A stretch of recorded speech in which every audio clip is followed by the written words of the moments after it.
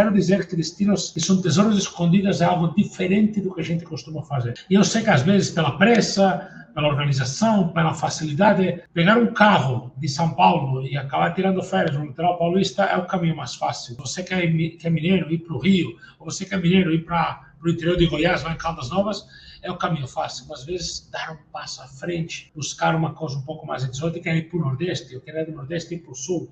E sem sair do país, sem nenhuma barreira linguística, você já tem uma experiência que pode ser um tesouro escondido. Se eu tenho que fazer uma recomendação, eu recomendaria a todo mundo de Centro-Oeste, Sul e Sudeste do Brasil, eu recomendaria a todos a fazer, por exemplo, um Fernando de Noronha, ou uma Chapada Diamantina. Esse tipo de experiência muito interessante. Para todo mundo que é do Nordeste, eu recomendaria Serras do Paraná, Serras Gaúchas, do Rio Grande do Sul. Tudo isso são experiências únicas, brutalmente únicas, né? Eu acho que depende de onde você é, você tem uma pérola, um tesouro escondido em um lugar ou em outro.